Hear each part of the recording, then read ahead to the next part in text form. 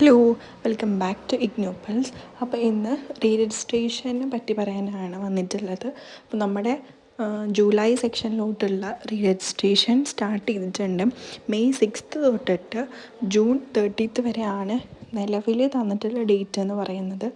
അപ്പം ആരൊക്കെയാണ് ഈ രജിസ്ട്രേഷൻ ചെയ്യേണ്ടതെന്നുള്ളൊരു സംശയം ഉണ്ടാവും. കഴിഞ്ഞ ജനുവരിയിൽ അഡ്മിഷൻ എടുത്തവരാണ് നിങ്ങളെങ്കിലും നിങ്ങളുടെ സെമസ്റ്റർ വൈസ് കോഴ്സ് ആണെങ്കിൽ ഇപ്പം രജിസ്ട്രേഷൻ ചെയ്യണം. ഇനി അതല്ല, കഴിഞ്ഞ ജൂണിൽ അഡ്മിഷൻ എടുത്തവരാണെങ്കിൽ, അതായത് ജൂൺ 2025 അഡ്മിഷൻ എടുത്തവരാണ് നിങ്ങളെങ്കിൽ നിങ്ങളുടെ ഇയർ വൈസ് കോഴ്സ് ആണെങ്കിൽ ഈ ഇയർ നിങ്ങൾ സെക്കൻഡ് ഇയർ രജിസ്ട്രേഷൻ ചെയ്യണം. അതുപോലെ തന്നെ ഇപ്പോൾ തേർഡ് ഇയർ രജിസ്ട്രേഷൻ ചെയ്യണം. ഇനി ഫോർത്ത് ഇയർ ആണെങ്കിൽ ഫോർത്ത് ഇയർ ചെയ്യണം.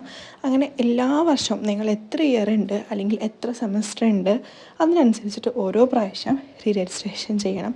ഇനി രജിസ്ട്രേഷൻ നിർബന്ധമാണോ എന്ന് ചോദിക്കുന്നവരോട്, രജിസ്ട്രേഷൻ നിർബന്ധമാണ്. രജിസ്ട്രേഷൻ ചെയ്താൽ മാത്രമാണ് ആ ഇയറിൻ്റെ എക്സാം. ഇപ്പോൾ നിങ്ങൾ ഇയർ വൈസ് കോഴ്സ് ആണെങ്കിൽ ഇപ്പം രജിസ്ട്രേഷൻ ചെയ്താലാണ് അടുത്ത വർഷം അതിൻ്റെ എക്സാം എഴുതാനായിട്ട് പറ്റത്തുള്ളൂ. നിങ്ങൾ ഇപ്പം ഈ വർഷം എക്സാം ഇപ്പം സെക്കൻഡ് ഇയർ ആണെങ്കിൽ സെക്കൻഡ് ഇയർ എക്സാം എഴുതില്ലെങ്കിൽ പോലും തേർഡ് ഇയർ രജിസ്ട്രേഷൻ ചെയ്യണം.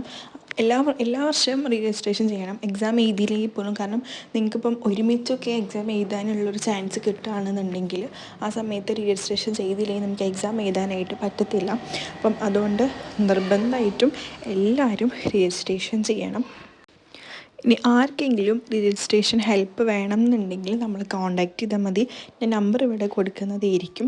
പിന്നെ എങ്ങനെ രജിസ്ട്രേഷൻ ചെയ്യാം എന്നുള്ളതിനെ പറ്റിയിട്ട് ഒരു വീഡിയോ ഞാൻ എന്തായാലും അടുത്തത് അപ്ലോഡ് ചെയ്യുന്നതായിരിക്കും. അപ്പോൾ നമ്മുടെ ചാനൽ സബ്സ്ക്രൈബ് ചെയ്യുക. പെട്ടെന്ന് തന്നെ അടുത്ത വീഡിയോ ആയിട്ട് വരുന്നതായിരിക്കും. Till then take care and by.